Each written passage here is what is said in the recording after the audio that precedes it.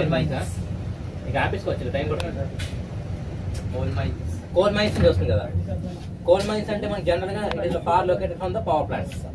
మనకి ఏంటి కోల్ వచ్చి ఒరిస్సా నుంచి వస్తుంది. ఒరిస్సా తాల్చేర్ నుంచి వస్తుంది. అక్కడ నుంచి మనకి ఇక్కడ దాకా తీసుకురావాలంటే we have to some have means of transport.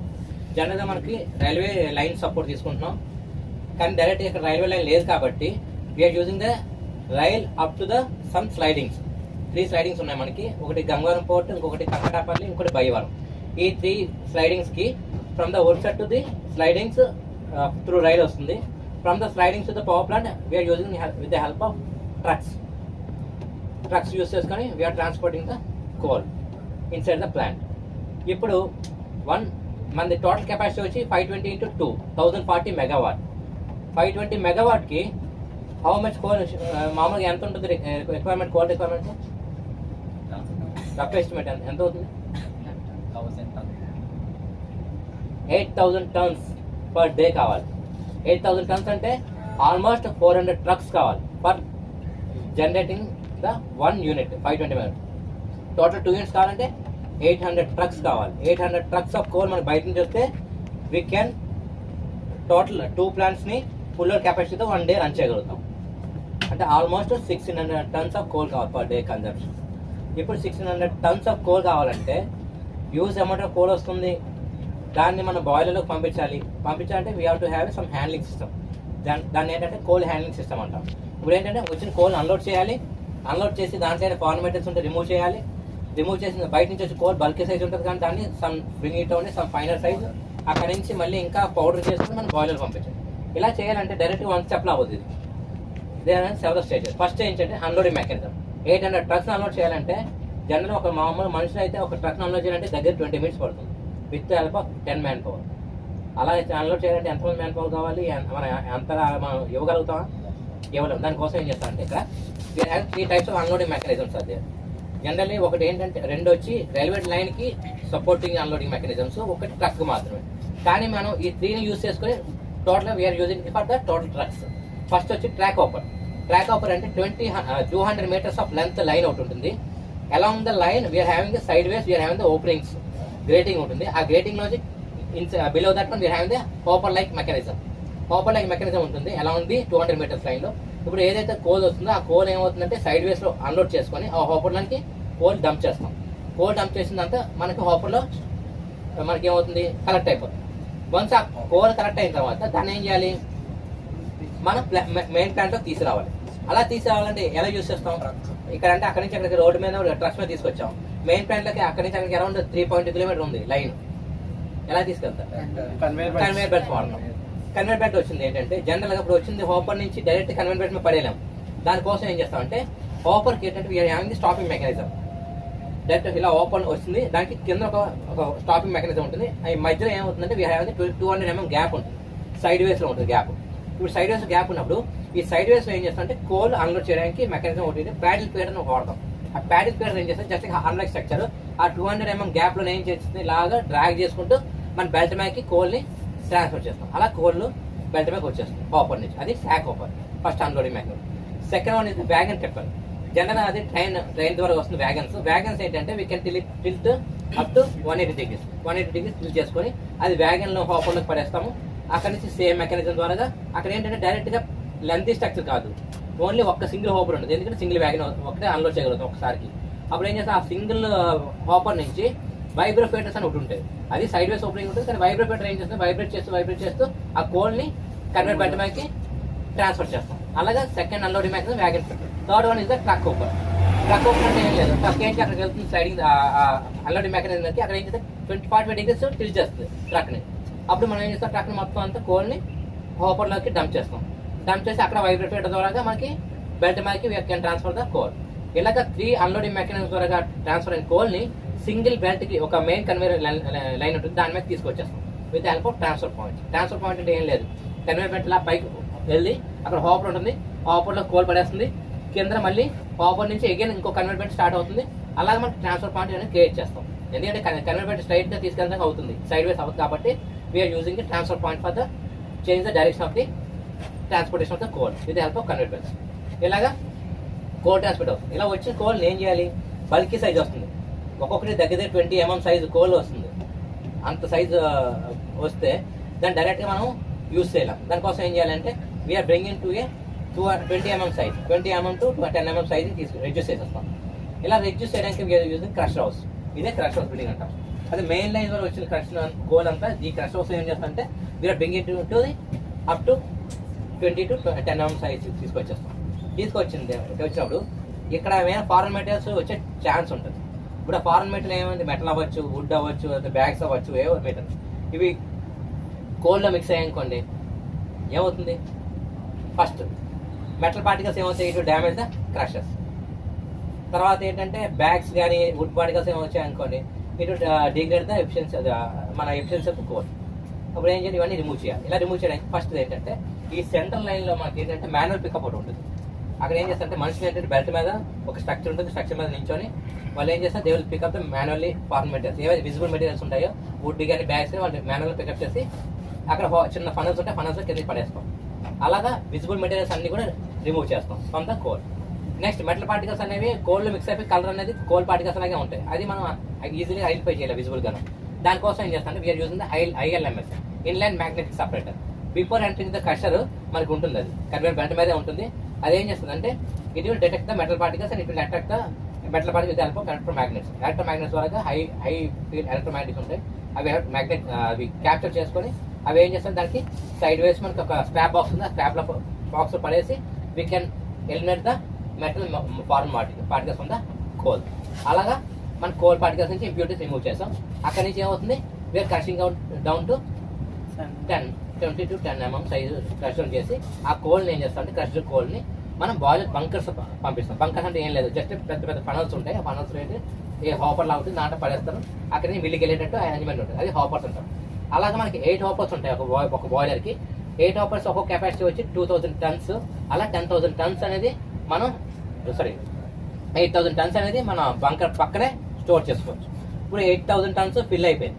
Fill అయిపోతే ఎక్స్ట్రా కోల్ ఇంకా వస్తుంది బయట నుంచి. అప్పుడు ఏం చేస్తాం, ఇక్కడ కోల్ యార్డ్ ఉంటుంది, ఆ కోల్ యార్డ్లో ఎక్సెస్ కోల్ అంతా అక్కడ స్టాక్ చేసేస్తాం with the help of stacker cum reclaimer. Stacker cum reclaimer ఏం చేస్తుందంటే we can stack the coal and we can reclaim the coal when our coal not coming from the outside. బయట నుంచి coal రాకపోతే దాన్ని కోల్ని stock యార్డ్లో నుంచి మన stock యార్డ్లో నుంచి మనం రిక్లైమ్ చేసుకుంటాం. అలాగే స్టాకర్ కమ్ రిక్లైమర్ ఎక్విప్మెంట్ ఉంటుంది, అది స్టాక్ చేస్తుంది, రిక్లైమ్ చేస్తాం. ఇలా మనం కోల్ని హ్యాండిల్ చేస్తాం in this coal handing plant. Okay, ఇక్కడ అన్ని కూడా 1+1 ఉంటాయి. కోల్ హ్యాండింగ్ ప్లాంట్లో కూడా కన్వర్ట్ బెల్ట్స్ కూడా 1+1.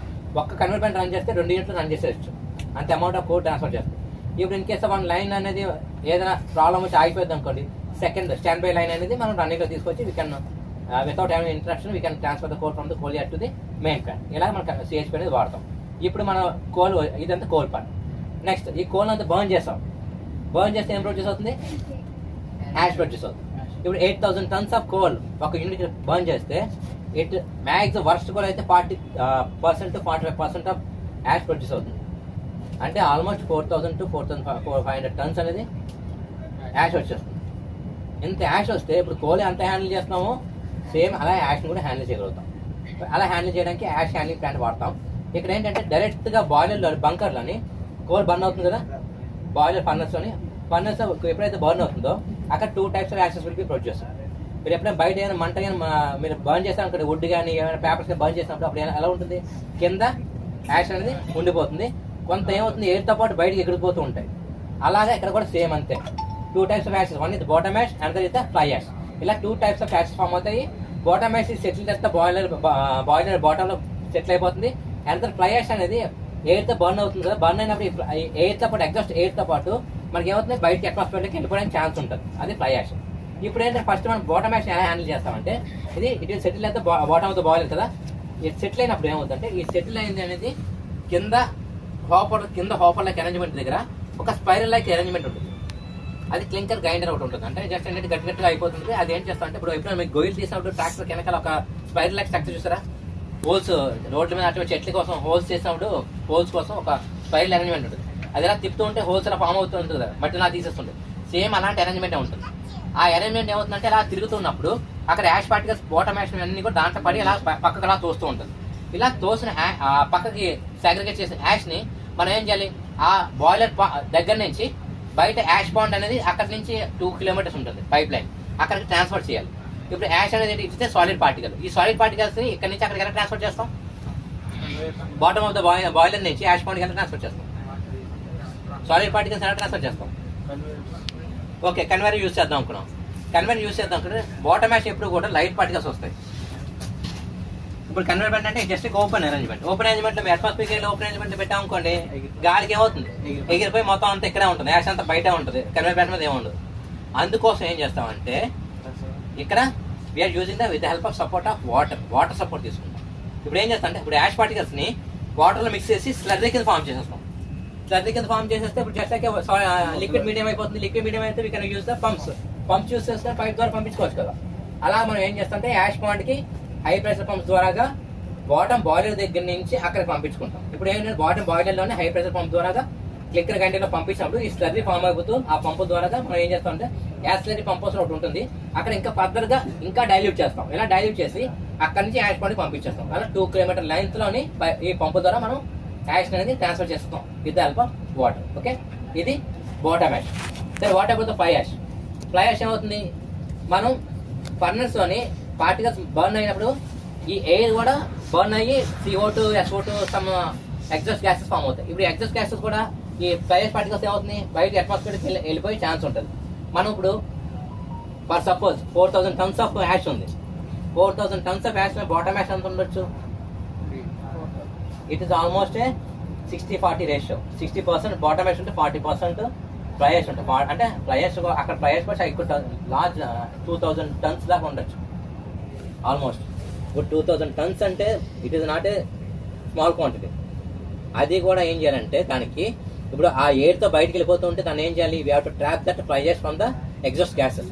డైరెక్ట్ అట్మాస్ఫియర్ 2000 టన్స్ వేస్తే చుట్టుపక్కల అంతా యాష్ తో నిండిపోతుంది. ఇప్పుడు దాన్ని ఏం చేయాలి? We have to extract the ash from the flue gases. Flue gases నుండి యాష్ ని ఎక్స్ట్రాక్ట్ చేయాలి. దానికోసం we are using the equipment as electrostatic precipitator అనేది ఒక ఎక్విప్మెంట్ వాడతాం. అది ఏం చేస్తుంది అంటే అక్కడ హై అయోనైజింగ్ DC ఫీల్డ్ వాడతాం. జస్ట్ లైక్ 2 ఎలక్ట్రోడ్స్ వాడతాం, ఒకటి పాజిటివ్ ప్లేట్, ఒకటి negative plate. 800 kV of DC voltage apply చేస్తాం. అప్పుడు 800 kV ఆఫ్ వోల్టేజ్ అప్లై చేసినప్పుడు between the 2 plates high electric field అనేది ప్రొడ్యూస్ అవుతుంది.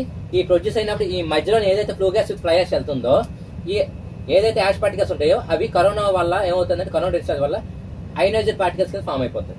వన్స్ అయోనైజ్డ్ పార్టికల్స్ ఫామ్ అయితే positive ions negative ions create అయిపోయి it will attract one of the plates. Positive plate గా negative plate depending అప్పుడు ionization మనకి అవి plates కి అట్రాక్ట్ అయిపోయి అగ్లోమినేషన్ జరిగిపోతూ ఉంటుంది ప్లేట్స్ మీద. అప్పుడు ఏమవుతుంది? మనకి ఓన్లీ ఎయిర్ మాత్రమే ESP నుంచి బయటకు వెళ్తుంది, ఫ్లై యాష్ మొత్తం ESP లో ట్రాప్ అయిపోతుంది. ఇలా మనం ఈ యాష్ పార్టికల్స్ ట్రాప్ చేస్తాం. ట్రాప్ చేసినప్పుడు అలా ట్రాప్ అయితే ఏమవుతాయి? అక్కడ అగ్లోమినేషన్ అయిపోయి ఎక్కువ పార్టికల్స్ అక్యుములేట్ అయిపోతాయి. వన్స్ ఫీల్డ్ అనేది వీక్ అయిపోయి ఇక్కడ పాస్ అయిపోయే ఛాన్స్ ఉంటుంది. అప్పుడు ఏం చేయాలి? మనం కంటిన్యూస్ గా మనం ఆ యాష్ పార్టికల్స్ రిమూవ్ చేయాలి ఫ్రమ్ ద ESP హాపర్స్. అవి రిమూవ్ చేయడానికి we are using the rapping mechanism. Rappers అంటే just like blade like structure ఉంటుంది, అది లాగా డ్రాగ్ చేస్తూ లాగేస్తూ ఉంటుంది. అంటే జస్ట్ బ్లేడ్స్ ఇలా గీస్తూ ఉంటుంది కదా, పీలింగ్ చేస్తారు కదా, అలా పేర్లలాగా దాన్ని ఏం చేస్తే ఆ బ్లేడ్స్ నుంచి ర్యాపింగ్ మెకానిజం ద్వారా మనకి యాష్ పార్టికల్స్ అన్ని కూడా కింద ESP హాపర్స్ ఉంటాయి. ఆ హాపర్స్ లోకి ఆ ఫ్లై పార్టికల్స్ అన్ని కింద పడేస్తారు. హాపర్ లో పడేస్తాం. ఇప్పుడు యాష్ పార్టికల్స్ హాపర్ లో మళ్ళీ ఎక్కడ ఏమవుతుంది? కలెక్ట్ అయిపోతుంది. ఇలా కలెక్ట్ అయిపోయిన యాష్ ఏం చేయాలి? మళ్ళీ యాష్ సైలోస్ అంటే ఏం లేదు, ఈ ఫ్లై యాష్ పార్టికల్స్ ఎక్కువ సిమెంట్ ప్లాంట్స్ లోని బ్రిక్ ప్లాంట్స్ లో ఎక్కువ వాడుతూ ఉంటాం. దానికోసం ఏంటి? ఒక సైలో అంటే ఏం లేదు, ఒక సిలిండర్ స్ట్రక్చర్ ఉంటుంది, దాంట్లో మనం ట్రాన్స్ఫర్ చేసేస్తాం. ఇలా ట్రాన్స్ఫర్ చేసి ఆ లారీ ద్వారా వాళ్ళు సిమెంట్ ప్లాంట్స్ కి ఫ్లై యాష్ బ్రిక్స్ ఫ్యాక్టరీస్ పట్టిపోతూ ఉంటారు. ఇప్పుడు ఆ ESP నుంచి సైలోకి ఎలా ట్రాన్స్ఫర్ చేస్తాం? ఈ ఫ్లై యాష్ ని ఎలా ట్రాన్స్ఫర్ చేస్తారు? అది దగ్గర 500 మీటర్స్ 600 మీటర్స్ ఎంత ఉంటుంది అక్కడి నుంచి ఇక్కడికి, హాపర్స్ నుంచి సైలోకి. ఈ ఫ్లై యాష్ ఎలా ట్రాన్స్ఫర్ చేయొచ్చు? కన్వేర్ వాళ్ళేం వాటర్ తో డైల్యూట్ చేద్దాం అనుకున్నారు. ఓకే, వాటర్ తో డైల్యూట్ ESP అంటే ఏంటి? 80 kV వోల్టేజ్ అందులో మీరు అక్కడ వాటర్ మిక్స్ చేస్తాం. వాటర్ మిక్స్ చేస్తామంటే there is a chance of having a short circuits between the plates. అక్కడ యూస్ చేయడానికి వీఆర్ యూజింగ్ వాక్యూమ్ సిస్టమ్స్. ఎందుకంటే ఫ్లై యాష్ అంటే చాలా fine powder, just like dust particles in the house. మనం general vacuum cleaner వాడినప్పుడు ఏమవుతుంది? Fine powder వస్తుంది. Same ఇంట్లో వాక్యూమ్ క్లీనర్ ఎలా ఉందో ఇక్కడ వాక్యూమ్ సిస్టమ్ అలాగే వాడతాం. ఇక్కడ ఏమవుతుందంటే ఇక్కడ ESP వాక్యూమ్ సిస్టమ్ ఒకటి ఉంటుంది.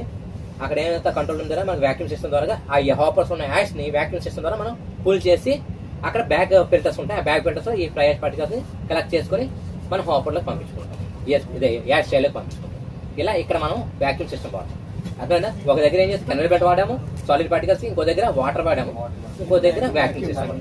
ఇలాగా డిఫరెంట్ టైప్స్ ఆఫ్ మెకానిజం వాడి we're handling the some coal or ash.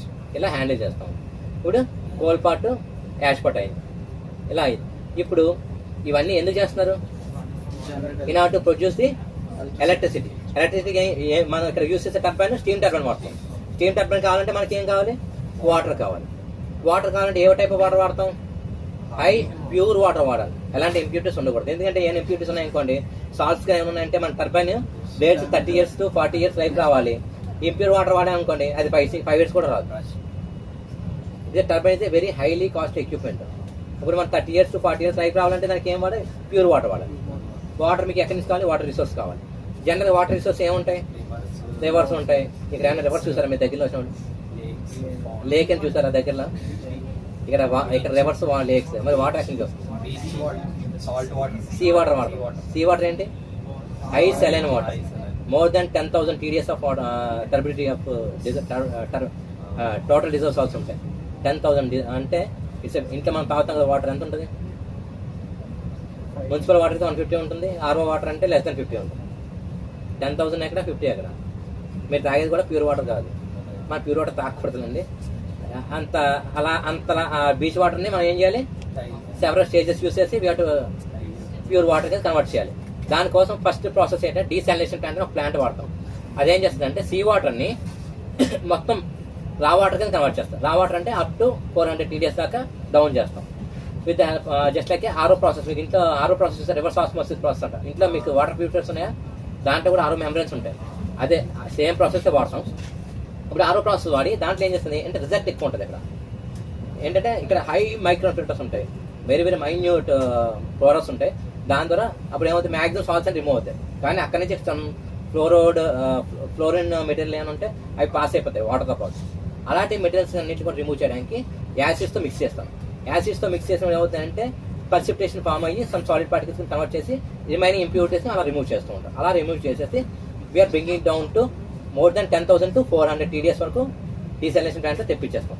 అక్కడ కూడా సేమ్ ఆర్ఓ మెంబ్రెన్స్ ఉంటాయి, some other filters and with the help of some chemical treatment చేసి 400 TDS తీసుకొచ్చి ఈ వాటర్ని ఏం చేయాలి? మనం ఒక దగ్గర స్టోర్ చేయాలి. ఎందుకని? ఇప్పుడు డైరెక్ట్గా వచ్చిన వాటర్ని నేను బాయిలర్లోకి సెవెరల్ స్టేజెస్లో పంపించానుకో, ఏదైనా మధ్య సిస్టమ్ హ్యాంపర్ అయింది అనుకోండి, నా ప్లాంట్ అనేది ఆగిపోతుంది. నా ప్లాంట్ ఆగకూడదు ఏదో ఒక ఎక్విప్మెంట్ వల్ల. అప్పుడు ఏం చేయాలి? We have to have some storage system. దానికోసం వాటర్ రిజర్వాయర్ వాడతాం. వాటర్ రిజర్వాయర్లో కూడా మనకి 30 days కెపాసిటీ ఉంది. ఇక్కడ కోల్డ్లో కూడా 30 days కెపాసిటీ స్టోర్ ఉంటుంది. అక్కడ కూడా వాటర్ కూడా 30 days స్టోరేజ్ కెపాసిటీ ఉంటుంది. ఇప్పుడు వాటర్ని తీసుకొచ్చి మనం ఏం చేస్తాం? రిజర్వాయర్లో డంప్ చేసేస్తాం. ఏది? డీసాలినేషన్ అయిన వాటర్. కానీ ఆ వాటర్ని మనం బాయిలర్కి అది కూడా వాడము. ఎందుకంటే బాయిలర్లో వచ్చే రా వాటర్ అనేది 400 TDS ఉంటుంది. ఈ 400 TDS ఉన్నది అప్పుడు ఏం చేస్తాం? రిజర్వాయర్ నుంచి రా వాటర్ పంపర్స్ ద్వారా కన్నా డిఎం ప్లాంట్, మినరలైజ్డ్ ప్లాంట్కి పంపిస్తాం. అక్కడ ఏంటంటే అక్కడ కూడా 3 ప్రాసెసెస్ ఉంటాయి. ఒకటి వచ్చి అల్ట్రాఫిల్ట్రేషన్, రెండోది వచ్చేటప్పటికి ఆర్ఓ ప్రాసెస్, థర్డ్ వన్ ఇచ్చేటప్పటికి డీఅయోనైజేషన్ ప్రాసెస్. ఫస్ట్ అల్ట్రాఫిల్ట్రేషన్ అంటే just ordinary filter. Some micron particles అన్ని కూడా అక్కడ తీస్తాం. అప్ టు 100 microns అలా ఉంటుంది. అక్కడ జస్ట్ బయట ఉన్న ఏమైనా శాండ్ కానీ వస్తే వచ్చిందనుకనే అవి ఎలిమినేట్ చేస్తాం అల్ట్రాఫిల్ట్రేషన్ ద్వారా. తర్వాత రివర్స్ ఆస్మోసిస్ అంటే మనకు up to less than 50 TDS వచ్చేస్తుంది. నేను ఇంట్లో వాటర్ తాగుతుంటా కదా ఆరో ఫిల్టర్, సేమ్ అలా 50 TDS వచ్చేస్తుంది ఆరో ప్రాసెస్ ద్వారా. కానీ ఇక్కడ వచ్చేది 0.01 TDS వస్తుంది. 0.1 TDS 50 నుంచి 0.01 తీసుకొచ్చడానికంటే అప్పుడు డీఅయోనైజేషన్ ఛాంబర్స్ వాడతాం. డీఅయోనైజేషన్ అంటే జస్ట్ లైక్ ESP 2 plates ఉంటాయి. 2 plates మధ్య నుంచి వాటర్ పాస్ చేస్తాం. అక్కడ డీఅయోనైజేషన్ ప్రాసెస్ ద్వారా సాల్ట్స్ అనేవి ఇటు పక్కన సెపరేట్ అయిపోయి హై ప్యూర్ వాటర్ అనేది వస్తుంది. Almost 99.9% pure. ఆ ప్యూర్ వాటర్ మాత్రమే we're using to produce the steam in the boiler. అలా బాయిలర్ స్టీమ్ ప్రొడ్యూస్ అని ఈ వాటర్ వాడతాం. ఓకే, ఇది వాటర్. ఇప్పుడు మనకి బాయిలర్కి వెళ్తే స్టీమ్ ప్రొడ్యూస్ అయిపోతుంది. ఇప్పుడు బాయిలర్ వాటర్ సర్క్యూట్ చూద్దాం. ఇప్పుడు ఏముంది? బాయిలర్ అనేది మనకి ప్రెషర్ కుక్కర్ చూసారు కదా. ప్రెషర్ కుక్కర్ ఏముంది? కుక్కర్లో వాటర్ పోస్తాం, కింద ఫైర్ వేస్తాం. ఫైర్ వేసిన ఏమైతే కుక్కర్లో వాటర్ స్టీమ్ కింద ఉంటుంది. ఇక్కడ ఏంటంటే రివర్స్ ప్రాసెస్. లోన మంట పెడతాం, అంటే ఫైర్ లోన్ ఫర్నెస్ లోన్ ఉంటుంది. వాటర్ ఈ కంటైనర్ ఏదైతే ఉందో అది ట్యూబ్స్ లైక్ స్ట్రక్చర్. ఆ ట్యూబ్ లైక్ స్ట్రక్చర్లో వాటర్ పాస్ చేస్తాం. అలా పాస్ చేసి మధ్యలో ఎప్పుడైతే బర్న్ చేస్తామో ఈ ఫైర్ ఏమవుతుంది? వాల్స్ కి ట్రాన్స్ఫర్ అవుతుంది. ఆ వాల్స్ లో ఉన్న వాటర్ ఏమవుతుంది? హీట్ అవుతుంది. హీట్ అయ్యి మనకి ప్రొడ్యూస్ ద స్టీమ్. ఆ steam comprises of 2 types of steam. Wet stream and dry stream అంటాం. ఇప్పుడు ఆ వెట్ స్ట్రీమ్ డైరెక్ట్ గా టర్బైన్ మీద పంపించి again droplets having the high force of friction ఉంటుంది. అక్కడ కూడా టర్బైన్ ప్లేస్ పాడవడానికి ఛాన్స్ ఉంటుంది. కాబట్టి ఆ వెట్ స్ట్రీమ్ ఏం చేయాలి, we have to separate from the main stream. Dry stream wet stream separate చేయాలి. దానికోసం మనం ఇది సబ్ క్రిటికల్ బాయిలర్ లో మనం ఏం చేస్తామంటే మనం బాయిలర్ డ్రమ్ వాడతాం. ఈ బాయిలర్ డ్రమ్ లోకి ఏమవుతుంది, ఫస్ట్ ఇనిషియల్ గా ప్రొడ్యూస్ అయిన స్టీమ్ ని బాయిలర్ డ్రమ్ పంపిస్తాము. బాయిలర్ డ్రమ్ లో ఏం చేస్తారంటే వేపర్ ఛాంబర్స్ ఉంటాయి. ఆ వేపర్ ఛాంబర్ నుంచి ఈ స్టీమ్ పంపించినప్పుడు ఏమవుతుందంటే వెట్ స్టీమ్ అంతా కూడా కింద కలెక్ట్ అయిపోతుంది. డ్రై స్టీమ్ అంతా వేపర్స్ ని పాస్ అయిపోతుంది. వేపర్స్ పాస్ అయిపోతే మనకి డ్రై స్టీమ్ అనేది కలెక్ట్ అవుతుంది. ఆ కలెక్ట్ అయిన స్టీమ్ ఏం చేస్తామంటే సూపర్ హీటర్ కాయిల్స్ పంపిస్తాం. సూపర్ హీటర్ కాయిల్స్ ఏమైతే ఫర్దర్ గా టెంపరేచర్స్ ఎటైన్ అవుతాయి, ప్రెషర్స్ టెంపరేచర్స్ ఎటైన్ అయ్యి అక్కడ ఆల్మోస్ట్ ప్యూర్ డ్రై స్టీమ్ అనేది ప్రొడ్యూస్ అయ్యి అది హై ప్రెషర్ టర్బైన్కి వెళ్తుంది. హెచ్పి టర్బైన్ అంటాం. హై ప్రెషర్ టర్బైన్కి వెళ్ళి అక్కడ ఏమవుతుంది, అగైన్ ఎగ్జాస్ట్ అయిపోతుంది. వన్స్ టర్బైన్ పాస్ అయిన ఎగ్జాస్ట్ స్టీమ్ ప్రొడ్యూస్ అవుతుంది కదా. ఆ ఎగ్జాస్ట్ స్టీమ్ ఏం చేస్తామంటే again we're reusing those high pressure exhaust steam. అది మళ్ళీ బాయిలర్లో పంపిస్తాం with help of reheater coils. Reheater కాయిల్స్కి వెళ్ళిపోతుంది. రీహీటర్ కాయిల్స్ అగైన్ ఫర్దర్ గా రీహీట్ అయ్యి అది ఏమవుతుంది, ఇంకొద్ది టెంపరేచర్ ప్రెషర్ ఎటైన్ అవుతుంది. అక్కడ నుంచి మళ్ళీ second stage of the turbine వస్తుంది, ఐపీ టర్బైన్. ఇంటర్మీడియట్ ప్రెషర్ టర్బైన్కి వెళ్తుంది. ఇంటర్మీడియట్ ప్రెషర్ టర్బైన్ నుంచి ఎగ్జాస్ట్ అయిపోయిన స్టీమ్ ఎల్పీ టర్బైన్కి వెళ్తుంది, లో ప్రెషర్ టర్బైన్కి వెళ్తుంది. లో ప్రెషర్ టర్బైన్ నుంచి కండెన్సర్కి వెళ్తుంది. ఇలాగా మనకి 3 స్టేజ్ టర్బైన్ వాడతాం మా పవర్ ప్లాంట్లో. Okay, high pressure, intermediate pressure, లో ప్రెషర్. ఇలాగా టోటల్ గా ఫైనల్ గా అవుతుంది ఎల్పీ టర్బైన్ తర్వాత టోటల్ గా స్టీమ్ అనేది ఎగ్జాస్ట్ అయిపోయి టోటల్ దాంట్లో ఉన్న పవర్ అంతా పోయి కానీ అక్కడ కూడా స్టీమ్ లాగే ఉంటుంది, ఫుల్ గా వాటర్ అయిపోతుంది. ఇప్పుడు 30,000 క్యూబిక్ మీటర్ ఆఫ్ వాటర్ వాడతాం బాయిలర్లో, డిఎం వాటర్. ఇప్పుడు ఆ వాటర్ని పడేసి మళ్ళీ కొత్త వాటర్ వేసుకున్నాం అనుకోండి, నాకు ఏమవుతుంది, వాటర్ కన్వర్షన్ పెరిగిపోతుంది. అంటే ఇప్పుడు నాకు ఎక్కడి నుంచి సీ వాటర్ నుంచి ఇది డిఎం వాటర్ కన్వర్ట్ చేసి దాన్ని మళ్ళీ రీయూజ్ చేయలేదనుకోండి, నాకు యూజ్ లాస్ వస్తుంది. నేను ఏం చేయాలి, I have to conserve this reused steam. ఆ స్టీమ్ని వాటర్.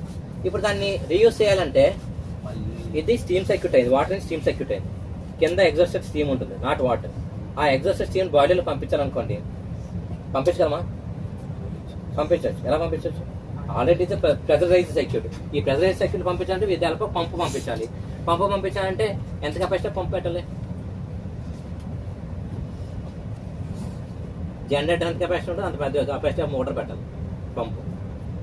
అప్పుడు జనరేట్ చేసినంత నీ మోటార్కి అయిపోతుంది. అప్పుడు ఎలా చేస్తాం ఆ ప్రాసెస్ని? క్లోజ్ సర్క్యూట్ చేయాలంటే జనరల్ అక్కడ బాయిలర్ ఫీడ్ పంప్ ఉంటుంది, కానీ అది కూడా highest capacity 10 megawatt motor. 520 megawatt నుంచి 10 మెగావాట్కి ఎలా డౌన్ చేసాం పంప్ని? గ్యాస్ స్టేట్లో ఉన్న వాటర్ని స్టీమ్ని condenser to the liquid form వాటర్లో తీసుకొచ్చేయాలి. అంటే కండెన్సర్లో ఏం చేస్తారంటే టోటల్ హీట్ని లాగేయాలి విత్ లో ప్రెషర్ డౌన్ చేసి కూల్ చేసాం అనుకోండి, ఫాస్ట్గా లిక్విడ్ స్టేట్లోకి వెళ్ళిపోతుంది. అది కండెన్సర్లో ఉన్న మనకి అడ్వాంటేజ్. ఆ కండెన్సేట్ చేయాలంటే మనకి large amount of cool water కావాలి. ఆ large amount of cool water ఎక్కడి నుంచి తీసుకురావాలి? కూలింగ్ టవర్ ఉండాలి, దానికైనా వాటర్ కావాలి. అది కూడా మనం ఏం చేస్తాం, సీ వాటర్ వాడతాం. సీ వాటర్ అంటే మనకి సీ వాటర్ పంప్ హౌస్ ఉంటుంది. సీ వాటర్ పంప్ హౌస్ నుంచి మనం టోటల్ వాటర్ని తీసుకుంటాం. ఆ వాటర్ తీసుకొచ్చి up to 80,000 to 90,000 cubic metre of water తీసుకొస్తాం పర్ యూనిట్. 80,000 to 90,000 అంటే మీకు బయట లారీ ఉంటుందా? ఎంత వస్తుంది? 20 క్యూబిక్ మీటర్ ఆఫ్ వాటర్ వస్తుంది ఒక లారీకి.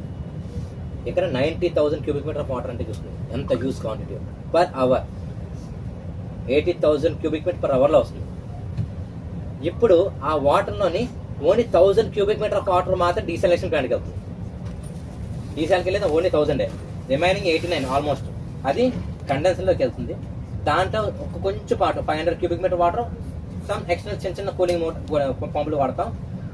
రిమైనింగ్ వాటర్ అంతా కండెన్సర్లోకి వెళ్ళి కండెన్సర్లో హీట్ అనేది ఎక్స్ట్రాక్ట్ చేసుకుని ఆ వాటర్ని మనం సీలోకి వదిలేస్తాం. ఇప్పుడు ఏమవుతుంది, కండెన్సర్లో హీట్ అంతా రిమూవ్ అవుతుంది, గ్యాసెస్ వాటర్ అంతా స్టీమ్ అంతా లిక్విడ్లో కన్వర్ట్ అయిపోతుంది కింద కండెన్సర్. ఓకే, ఇలా కండెన్సర్లో మనం కూల్ చేస్తాం. ఇది హెల్ప్ ఆఫ్ సీ వాటర్ అంటే కూలింగ్ వాటర్ సిస్టమ్ అంట. అది కూలింగ్ వాటర్ సిస్టమ్ అంటాం. ఇప్పుడు సముద్రం నుంచి వాటర్ తీసుకున్నాను, హీట్ చేస్తాను, మళ్ళీ సముద్రంలో పడేస్తాను. అలా పడేస్తే ఏమవుతుంది, టెంపరేచర్ అనేది ఎక్కువ టెంపరేచర్ వదిలేస్తున్నాం సీలోకి. వదిలితే ఏమవుతుందో అది సీలో ఆక్వాటిక్ లైఫ్ అంతా డ్యామేజ్ అవుతుంది.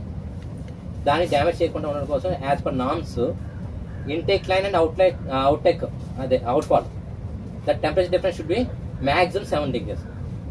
మ్యాక్సిమం 7 degrees మాత్రమే ఉండాలి. అలా ఉండాలంటే ఏం చేయాలి, we should have a large flow of water. ఎక్కువ ఫ్లో ఉంటే టెంపరేచర్ డిఫరెన్స్ తగ్గుతుంది, ఫ్లో కానీ తగ్గిందా టెంపరేచర్ పెరిగిపోతుంది. అందుకోసం ఇక్కడ మనం అంత కెపాసిటీ వాటర్ వాడుతున్నాం. అర్థమైందా? అంత యూజ్ వాల్యూమ్ వాటర్ ఎందుకు వాడుతున్నాం? 89,000 క్యూబిక్ మీటర్. స్వామి సిహెచ్పి ఫ్రెష్ హౌస్ అక్కడికి ఒక హాఫ్ అన్ అవర్లో వస్తాం. మెయిన్గా సర్వీస్ బిల్డింగ్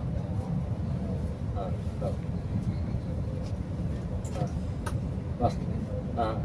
హాఫ్ అన్ అవర్లో వస్తాం. అర్థం కదా అంత ఫ్లో ఎందుకు వాడేమనేది. అందుకోసమని అంత అని మాది మా యాక్చువల్గా ఏంటంటే మా సీకి దగ్గరలో ఉంది కాబట్టి దీనికి పాస్ త్రూ సిస్టమ్ మనకి పర్మిషన్ ఇచ్చారు. అది ఎన్టీపీసీ వాటికి పాస్ త్రూ సిస్టమ్ ఇవ్వరు, ఎందుకంటే దూరం అది, తర్వాత యాక్వాటిక్ లైఫ్ డ్యామేజ్ అవుతుందని చెప్పేసి. ఎందుకంటే మనం అక్కడ నుంచి ఎన్టీపీసీ అంటే దగ్గర 10 కిలోమీటర్స్ ఉంటుంది. 10 కిలోమీటర్స్ ఉందనుకోండి, మాకైతే 500 to 800 మీటర్స్ వస్తుంది అంతే సీ నుంచి. వాళ్ళకైతే 10 కిలోమీటర్స్ వస్తుంది. ఇప్పుడు మేము ఏంచి ఓన్లీ 500 మీటర్స్కి దగ్గర 4.6 మెగావాట్ పంపు వాడుతున్నాం. అలాంటి 4 పంపులు వాడుతున్నాం సీ వాటర్కి. అప్పుడు వాళ్ళ 10 కిలోమీటర్స్ కంటే అంత దూరం పంప్ చేశారంటే మనకి ఎఫిషియన్సీ అనేది పడిపోతుంది.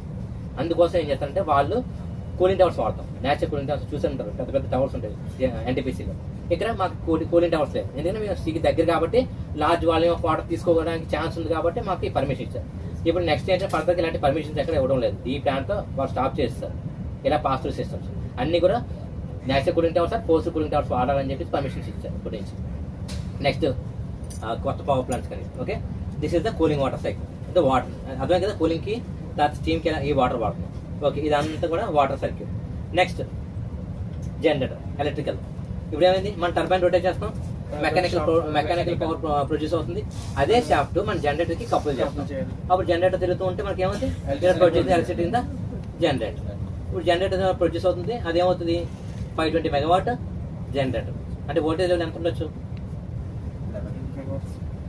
మనది వచ్చి 21 kV సిస్టమ్. 21 kVతో వోల్టేజ్ అనేది జనరేట్ అయ్యింది. ఈ 21 kV సిస్టమ్తో కరెంట్ ఎంత ఉంటుంది, ఆల్మోస్ట్ 14,000 amps ఉంటుంది. 14,000 amps అంటే 1 square meter for 1 amp for aluminium conductor తీసుకుంటారు కదా టమ్ రూల్. కాపర్ అయితే 1.5 to 2.5, అల్యూమినియం అయితే 1 to 1.5 తీసుకుంటాం. అలా తీసుకునేటప్పుడు సార్ అక్కడ అనిల్ అని ఒకడు ఉంటారండి స్విచ్చర్లో.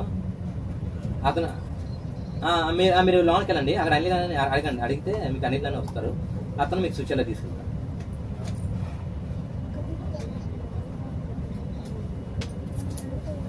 ఇప్పుడు 21 kV 14,900 amps తో పవర్ జనరేట్ అవుతుంది, 520 మెగావాట్.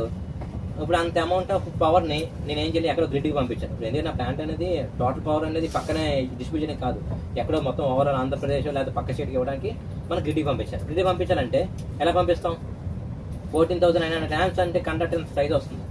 మీరు ఎక్కడ బయట చూసారు ట్రాన్స్మిషన్ లైన్ అంత పెద్ద కండక్టర్ని. దానికోసం ఏం చేశారు, we're stepping off the higher voltage. Step up చేస్తే ఏమవుతుంది, కరెంట్ డౌన్ అయిపోతుంది. అంటే మనం ఇక్కడ ఏం చేస్తాం అంటే 21 kV నుంచి 400 kVకి స్టెప్అప్ చేస్తే కరెంట్ అనేది 790 amps పడిపోతుంది.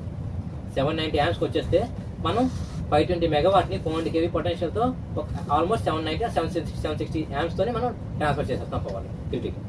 అలాగా we are reducing the conductor size for transmission purpose. దానికోసం we are using the generator transformer వాడతాం. ఆ జనరేటర్ ట్రాన్స్ఫార్మర్ ఏం చేస్తుంది, 21 kV నుంచి 400 kVకి స్టెప్అప్ చేస్తుంది. ఇప్పుడు 520 మెగావాట్కి అంత పెద్ద ట్రాన్స్ఫార్మర్ తయారు చేయాలంటే అది ఎక్కడ తయారు చేస్తాం, జనరల్ ట్రాన్స్ఫార్మర్స్ ఎక్కడో మ్యానుఫ్యాక్చరింగ్ ట్రాన్స్ఫర్ తయారు చేసి ఇక్కడికి ట్రాన్స్పోర్ట్ చేసి ఇక్కడ కనెక్షన్స్ ఇస్తాం. కానీ అంత పెద్ద కెపాసిటీ ఆఫ్ ట్రాన్స్ఫార్మర్ తయారు చేసి ఇక్కడ తీసుకురావాలంటే ఇట్ ఇస్ నాట్ పాసిబుల్. దానికోసం ఏం చేశారంటే ఇక్కడ ఆ 520 మెగావాట్ని క్యాటర్ చేయడానికి we are converting the 3 phase transformers into 3 single phase transformers. 3 single phase ట్రాన్స్ఫార్మర్స్కి కన్వర్ట్ చేస్తాం. ఒక్కొక్క కెపాసిటీ వచ్చి 216 MVA. అలా 216 MVA ఇంటూ 3 648 MVA అంటే మనకి 520 మెగావాట్ క్యాటర్ చేసే పవర్ని హ్యాండిల్ చేసే కెపాసిటీ ట్రాన్స్ఫార్మర్స్ని అలా 3 phase ట్రాన్స్ఫార్మర్స్ ద్వారా మనం మార్చేసి తీసుకొచ్చి ఇక్కడ ఇన్స్టాల్ చేస్తాం. అందుకోసం ఇక్కడ మనకి 3 phase transformers, single phase transformers వాడదు 3. ఎందుకంటే ఎక్కడ మ్యానుఫ్యాక్చరింగ్ నుంచి ఇక్కడ తీసుకురాలి. అనేది ఒక transformer without oil only tank 175 tons వస్తుంది. అది రోడ్డు మీద రావాలి, పెద్ద యాక్సిల్స్ వస్తుంది, దగ్గర 100 టైర్స్ యాక్సిల్ తీసుకుని అలాంటి దానికి వస్తుంది. అలా 520 మెగావాట్ అంటే ఆల్మోస్ట్ దగ్గర 500 tons వస్తుంది. 500 tons అంటే అసలు రోడ్లు కాయవు, బ్రిడ్జెస్ కాయవు. అందుకోసం మనం సింగిల్ phase ట్రాన్స్ఫార్మర్కి కన్వర్ట్ చేస్తాం. అలా ఇక్కడ కన్వర్ట్ చేసి అలాంటి ట్రాన్స్ఫార్మర్ యూస్ చేసుకుని మనం we're stepping off the voltage. అది గ్రిడ్కి వెళ్తుంది. మనకి ఒకటి 2 గ్రిడ్లు కనెక్ట్ అయ్యాం. ఒకటి 7.2 kilometers, ఇంకోటి 199 kilometers. ఒకటి కలపక సబ్స్టేషన్ 1, రెండోది వచ్చి గుడ్డిగూడ సబ్స్టేషన్. అలా 400 kV మనం అక్కడ సబ్స్టేషన్ ద్వారా మన పవర్లు పంపింగ్ చేస్తాం గ్రిడ్కి. ఓకే, ఇలా ఇది ఎలక్ట్రికల్ సెక్షన్. ఇది ఇక్కడ మొత్తం ప్లాంట్ అనేది రన్ అయ్యేది it runs on automation. Automation వచ్చి distributor control system. Sir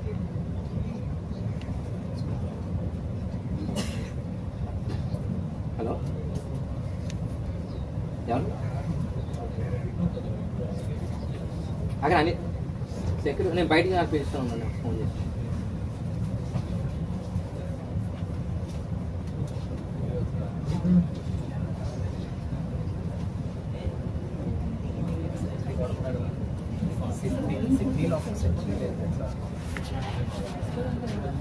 five 20 megawatt అనుకోండి, ఇక్కడ large number of Motors, large number of transformers ఉంటాయి. ఇప్పుడు అవన్నీ మాన్యువల్గా రన్ చేయడానికి పాసిబిలిటీ అవుతుంది. దానికోసం అంటే ఆటోమేషన్ డిపెండ్ అవ్వాలి. ఆటోమేషన్ డిపెండ్ అవ్వాలంటే ప్రతి దానికి స్టాండ్ బై సిస్టమ్స్ ఉంటాయి. ప్రతి దానికి ఆన్ ఆఫ్ అంతా ఆటోమేటిక్. జస్ట్ కాంటాక్టర్స్ లేదా బ్రేకర్స్ అనేవి వాడతాం. లేకపోతే దాని ఫీడ్బ్యాక్స్, ఆన్ ఆఫ్ ఫీడ్బ్యాక్స్ వస్తూ ఉంటాయి. రన్నింగ్ అవుతున్న స్పీడ్ రిఫరెన్స్ స్పీడ్ ఫీడ్బ్యాక్ వస్తూ ఉంటుంది. వైబ్రేషన్ సెన్సార్స్ బట్టి వైబ్రేషన్ ఫీడ్బ్యాక్స్ వస్తూ ఉంటాయి. టెంపరేచర్స్, బేరింగ్ టెంపరేచర్ హీట్ ఎక్కుతుంటాయి, కప్లింగ్స్, వాటన్నిటి ప్రతి దగ్గర temperature sensors, pressure sensors, on off feedbacks, valve opening closing positions, లేకపోతే అన్నీ కూడా ప్రతి ఫీడ్బ్యాక్ సెన్సర్స్ ద్వారా తీసుకొచ్చి, అంటే ఇక్కడ సెన్సర్స్ అను, ఇక్కడ ట్రాన్స్డ్యూసర్స్ అంటారు జనరల్గా. ఓకే, ఇక్కడ అంటే 4 టైప్స్ ఆఫ్ ఉంటాయి మనకి. ఒకటి analogue input, analogue output, digital input, digital output. Digital input అంటే ఆన్ ఆఫ్ ఫీడ్బ్యాక్స్ అవి ఉంటాయి, అవన్నీ డిజిటల్ ఇన్పుట్స్. డిజిటల్ అవుట్పుట్స్ అంటే బ్రేకర్ ఆఫ్ చేయడం ఆన్ చేయడం చేస్తాం కదా, అవి డిజిటల్ అవుట్పుట్స్. అనలాగ్ ఇన్పుట్స్ అంటే transformers, temperature sensors, pressure sensors, అవన్నీ కూడా అనలాగ్ ఇన్పుట్స్ కింద వాడతాము. అనలాగ్ అవుట్పుట్స్ అంటే అక్కడ వాల్స్ ఉంటాయి, కొన్ని న్యూమాటిక్ వాల్స్ అని, లేకపోతే మోటరైజ్డ్ వాల్స్ అని, అలాంటి వాల్స్ కంట్రోల్స్కి డ్యాంపర్స్ ఉంటాయి. అలాంటివన్నీ అవన్నీ వాటికి అనలాగ్ అవుట్పుట్స్ వాడతాం. ఇలా యూస్ చేసి ఈ సిగ్నల్స్ ద్వారా కన్నా వీఆర్ కంట్రోలింగ్ ద ఫీల్డ్ ఇన్స్ట్రుమెంట్స్ని అన్ని కంట్రోల్ చేయగలుగుతాం, ఫీల్డ్ ఎక్విప్మెంట్స్ కూడా. ఓకే, ఇలాగా శేఖర్ యాభై ఎన్నో ఉన్నాయి, 5 ఎక్విప్మెంట్స్ ఉంటాయి, 5 ఎక్విప్మెంట్ చూపించాలి అంతే, చూపించి అంతే. అవి డీటెయిల్గా అయితే అవ్వదులే.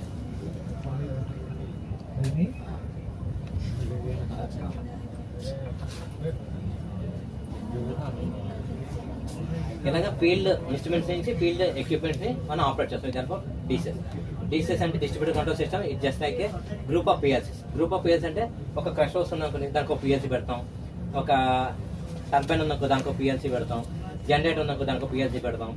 ఇలాగా ప్రతి దగ్గర ఒక చిన్న ముక్కల కింద చేసి వాటికి సపరేట్ లాజిక్ ఉంటుంది, దాంతో అవి ఆపరేట్ అవుతాయి.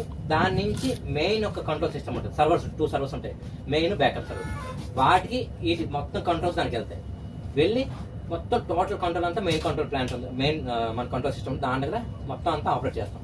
ఇలా వేరే ఫీల్డ్ నుంచి వచ్చిన మొత్తం కూడా ఇన్పుట్స్ అక్కడికి వెళ్ళిపోతే అక్కడే మొత్తం లాజిక్ అంతా అక్కడే ఉంటుంది సర్వర్స్లోని. ఆ సర్వర్స్లోని మొత్తం అంతా అక్కడి నుంచి ఆటోమేషన్. ఇదంతా కూడా మాన్యువల్ ఎప్పుడు వరకు రన్ చేస్తామంటే మన జనరేటర్ సింక్రనైజింగ్ అయినంత వరకే మాన్యువల్ ఇంటర్వెన్షన్. వన్స్ సింక్రనైజింగ్ అయిపోయిందంటే మాన్యువల్ ఇంటర్వెన్షన్ నుంచి ఆటోమేటిక్గా వెళ్ళిపోతుంది. అక్కడి నుంచి అక్కడ ఉన్న ఆపరేటర్స్ ఓన్లీ చూడడం మాత్రం, మానిటరింగ్ పర్పస్ మాత్రం ఉంటారు. ఏదైనా ఫీల్డ్ ఇన్స్ట్రుమెంట్ ఒకటి ఆఫ్ అయింది అనుకోండి, ఇమీడియట్గా ఆటో మోడ్లో స్టాండ్ బైలో ఉన్నది ఆటోమేటిక్గా వచ్చేస్తుంది. వన్స్ ఆటోమేటిక్గా రాకపోతే మాత్రమే అప్పుడు మాత్రమే మాన్యువల్ ఇంటర్వెన్షన్ ఉంటుంది. అప్పటి వరకు ఎలాంటి ఆపరేటర్ ఏ ఇన్స్ట్రుమెంట్ని ముట్టుకోడు, టచ్ చేయడు కూడా, ఆపరేట్ చేయడు కూడా. మాన్యువల్ ఇంటర్వెన్షన్ ఇప్పుడు వన్స్ ఆటో మోడ్లోని రాకపోతే మాత్రమే మాన్యువల్ ఇంటర్వెన్షన్. అప్పటి వరకు అంతా ఆటో మోడ్లో జరుగుతుంది. ఎక్కడి నుంచి అంటే సిహెచ్పి నుంచి బంకర్లో పడిపోతున్న కోల్ పడిన దగ్గర నుంచి మొత్తం జనరేట్ అవుట్పుట్ వరకు అంతా ఆటోమేషన్. సిహెచ్పి మాత్రం కొంచెం సెమీ ఆటోమేటిక్. సిహెచ్పి ఏహెచ్పి అంత సెమీ ఆటోమేటిక్. ఈ రెండు తప్ప మెయిన్ ప్లాంట్ మొత్తం అంతా ఫుల్లీ ఆటోమేటిక్. అక్కడ నువ్వు ఆపరేట్ చేద్దాం అనేసి అంత హై టెంపరేచర్స్, హై ప్రెజర్స్ని హ్యూమన్ అనే వాళ్ళు ఎవ్వరు కూడా ఆపరేట్ చేయలేరు. ఎందుకంటే డ్రమ్ ప్రెజర్ ఉంటుంది, చిన్న సెకండ్స్, విత్ ఇన్ 2-3 సెకండ్స్ దానికి ఆపరేట్ చేయలేదు అనుకోండి, డ్రమ్ ప్రెజర్ అంతా బయటకు కొట్టేస్తుంది. బయటకు కొట్టేసిందంటే 30,000 cubic metre of water within 10 seconds బయటకి మొత్తం కొట్టేస్తుంది. జస్ట్ ప్రెజర్కి ఒక విజిల్ తీసేసాం అనుకోండి వాటర్ని, ఆ స్టీమ్తో బయట అంతా కొట్టేస్తుంది. ఆ 30,000 క్యూబిక్ మీటర్ వాటర్ని సేవ్ చేయాలంటే చాలా హై యాక్యురసీతో మనం ఆపరేట్ చేయగలం. అది ఆటోమేషన్ మాత్రం చేయగలుగుతుంది. అందుకని ఆటోమేటిక్ మొత్తం వాడుతూ ఉంటాం మెయింటైన్. ఇది ఆటోమేషన్ పర్పస్. ఇప్పుడు ఏంటంటే మన ప్లాంట్ ఎప్పుడు కూడా 365 days 24 hours రన్ అవ్వాలంటే ఆ ప్లాంట్ అనేది మధ్యలో ఆగకూడదు. ఆగిందంటే 520 మెగావాట్ ఆగిందంటే దగ్గర 3-4 డిస్ట్రిక్ట్స్ అన్ని పవర్ పోతుంది. అంటే మన వైజాగ్ లాంటివి చిన్న చిన్న అంటే almost half of the state ఉంటుంది. ఏదైనా ఇండస్ట్రీస్ ఎక్కువ ఉంటే అక్కడ ఎక్కువ పవర్ రిక్వైర్మెంట్ ఉంటుంది తప్ప ఇండస్ట్రీ లేకపోతే హౌస్ హౌస్ పెద్ద ఏమి ఉండదు పవర్. ఇప్పుడు ఏముంది, పవర్ గంట పోతే ఏమవుతుంది, అమ్మ కరెంట్ పోయింది, పవర్ ప్లస్ అది అంటిసెట్ డిపార్ట్మెంట్ లైన్ ఫోన్ చేసి పవర్ ప్లస్ అలా ఫోన్ చేసి అన్ని ఎలా గొడవడుతూనే ఉంటారు. అలాంటిది మన ప్లాంట్ కంటిన్యూస్ రన్ చేయడానికి 365 days రన్ చేయడానికి ఎలా రన్ అయిపోతుంది? ఎందుకంటే ఏ మోటార్ రన్ చేయండి, ఒక 5-10 minutes రన్ చేసిన మోటార్ పట్టుకుని ఏమవుతుంది, చాలా వేడిగా ఉంటుంది. ఎప్పుడైనా చూసారా మీరు ల్యాబ్లో? ఇప్పుడు అదే 365 days రన్ అయితే ఎలా ఉంటుంది, మోటార్ కాలిపోతుంది. అలా ఉండడానికి ఏం చేస్తారంటే ప్రతి దానికి కూలింగ్, చిన్న చిన్న మోటార్స్ అనుకుని కూలింగ్ ఫ్యాన్ ఉంటుంది. కొద్దిగా పెద్ద మోటార్స్ కానీ కూడా వాటర్ కూలింగ్, ఇంకొద్దిగా వచ్చేటప్పుడు ఆయిల్ కూలింగ్, అలాగా డిఫరెంట్ కూలింగ్ మెథడ్స్ ఉంటాయి. ఈ అన్నిటికీ ఇప్పుడు ఆయిల్ కూలింగ్ ఉందనుకోండి, ఆయిల్ కూలింగ్ మళ్ళీ ఆయిల్ ఏం చేయాలి, మళ్ళీ కూల్ చేయడానికి సీ వాటర్ కూలింగ్ వాటర్ అంటే జస్ట్ లైక్ మన హీట్ ఎక్స్చేంజర్. కార్లో ఎప్పుడైనా హీట్ ఎక్స్చేంజర్ చూసారా? రేడియేటర్ హీట్ ఎక్స్చేంజర్ ఏమవుతుంది, రేడియేటర్లోకి ఇంజిన్లో ఉన్న ఆయిల్ రేడియేటర్లోకి వెళ్తుంది. అక్కడ కూలెంట్ వాటర్ ఉంటుంది. ఆ వాటర్ని ఏం చేస్తాం, ఆయిల్తో హీట్ చేసుకుని వాటర్ హీట్ తీసేసుకుంటుంది. మళ్ళీ ఆ వాటర్ ఎలా కూల్ చేస్తాం, రేడియేటర్ ఫ్యాన్ ద్వారా కూల్ చేస్తాం. అలాగే సేమ్ మేనేజ్మెంటే ఉంటుంది ఇక్కడ కూడా. అలాగా మనం ఎక్విప్మెంట్ 365 days రన్ చేయడానికి డిజైన్ చేస్తాం. ఇప్పుడు జనరేటర్ కూడా అలాగే రన్ చేయాలి కదా. మరి జనరేటర్ ఎలా రన్ చేస్తాం? జనరేటర్లో ఆయిల్ పంపిస్తారా, వాటర్ పంపిస్తారు. జనరేటర్ స్టార్టర్ ఇట్సెల్ఫ్ యాక్ట్స్ అవి హాలో కండక్టర్స్ వాడతాం. అక్కడ కాపర్ కండక్టర్ ఉంటుంది, అది hollow conductor DM water pass చేస్తాం. డిఎం వాటర్ అంటే ప్యూర్ వాటర్ అయితే బ్యాడ్ కండక్టర్ కండక్టర్ కాబట్టి we can pass the high pure water to the cooling the stator coil. Station part ఉంటుంది. Station part water వెళ్తుంటుంది. ఒకసారి inlet అవుతుంది, ఇంకోసారి outlet అవుతుంది. అలా అవుట్లెట్ అయినప్పుడు ఈ రెండింటి దగ్గర ఏముందంటే డిఫరెన్షియల్ ప్రెజర్ ట్రాన్స్మిటర్ ఒకటి ఉంటుంది. తర్వాత స్టార్టర్ వాటర్ కండక్టివిటీ మీటర్స్ ఉంటాయి. ఇలా ఈ రెండు పెట్టుకొని ఇన్ అయిన వాటర్ అవుట్ అయిన వాటర్ రెండు ఈక్వల్గా ఉన్నా లేదా చెక్ చేసుకోవాలి. ఎందుకంటే ఇన్ అయిన వాటర్ అవుట్ అయిన వాటర్ ఒకటి ఈక్వల్గా రావట్లేదు అంటే అర్థం ఏంటి, లోన్ ఎక్కడ వాటర్ లీక్ అయిపోతుంది. అలా చూసుకోవాలి. తర్వాత ఇది కండక్టివిటీ, నువ్వు పంపిస్తున్న వాటర్ మళ్ళీ రీసైకిల్ అవుతూ ఉంటుంది వేరే కూలింగ్ మెకానిజం. అలా కూల్ అవుతున్న పైప్లో ఉన్న కండక్టివ్ మెటీరియల్స్ అన్ని దాంట్లో మిక్స్ అయిపోయి అది కండక్టివిటీ అయిపోయే ఛాన్స్ ఉంటుంది. దానికోసం స్టార్టర్ వాటర్ కండక్టివిటీ మీటర్ ఒకటి ఉంటుంది. అది కూడా ఏం చేస్తుందంటే కండక్టివిటీ మెజర్ చేస్తూ ఉంటుంది. మెజర్ చేసింది అనుకోండి, వన్స్ కండక్టివిటీ పెరుగుతుందంటే ఆ వాటర్ రీప్లేస్ చేయాలని, అలా మనం రిమూవ్ చేసి మళ్ళీ టాప్అప్ చేసేస్తూ ఉంటాం. అలాగా మన స్టార్టర్ని కూల్ చేస్తూ ఉంటాం. అప్పుడు మనకి కూలింగ్ అనేది తగ్గిపోతుంది. మనకి 55 degrees ఆడుతుంది స్టార్టర్, మన generator starter. Okay, starter part. Rotor కూడా హీట్ ఎక్కుతుంది. ఎందుకంటే high DC voltage, DC current pass అవుతూ ఉంటుంది. అంటే ఎలక్ట్రోమాగ్నెటిక్ క్రియేట్ అవ్వాలి కదా. వీటి క్రియేట్ అవ్వాలంటే రోటర్ కూడా కాపర్ కండక్టర్స్ హీట్ ప్రొడ్యూస్ అవుతుంది. మరి ఆ హీట్ ఎలా రిమూవ్ చేస్తాం? స్టార్టర్ అనేది తిరుగుతూ ఉంటుంది, రోటర్ తిరుగుతూ ఉంటుంది. రోటర్ తిరిగితే దానికి ఇలాంటి మెకానిజం వాడలేం. అందుకోసం అక్కడ వాడతాం హైడ్రోజన్ గ్యాస్ వాడతాం. హైడ్రోజన్ గ్యాస్ అంటే హైలీ ఇన్ఫ్లమబుల్ గ్యాస్, అవునా? అందుకోసం ఏం చేస్తామంటే ఇది సీల్డ్ కంటైనర్ కదా, ఒక సైడ్ నుంచి పంపించి రోటర్ షాఫ్ట్ నుంచి హైడ్రోజన్ కూల్ అవుతుంది, కూల్ చేస్తూ ఉంటుంది. అదర్ సైడ్ ఏం చేస్తామంటే మళ్ళీ ఒక చాంబర్ ఉంటుంది, పెద్ద క్లోజ్ చాంబర్ ఉంటుంది. ఆ చాంబర్లో ఏంటంటే మొత్తం అంతా అక్కడ వచ్చింది హైడ్రోజన్ గ్యాస్ అవుతుంది, హీట్ అబ్జర్వ్ చేస్తుంది. ఆ హీట్ని మళ్ళీ వేరే వాటర్ మెకానిజం ద్వారా కూల్ చేస్తాం. కూల్ చేసి మళ్ళీ అదే హైడ్రోజన్ ఇలా రీసైకిల్ చేస్తూ ఉంటాం. అలా రోజుకి ఒక 100 kg ఆఫ్ హైడ్రోజన్ మనం టాప్అప్ చేస్తూ ఉంటాం. జనరల్ 160 సిలిండర్స్ వాడతాం, 50 kg సిలిండర్స్.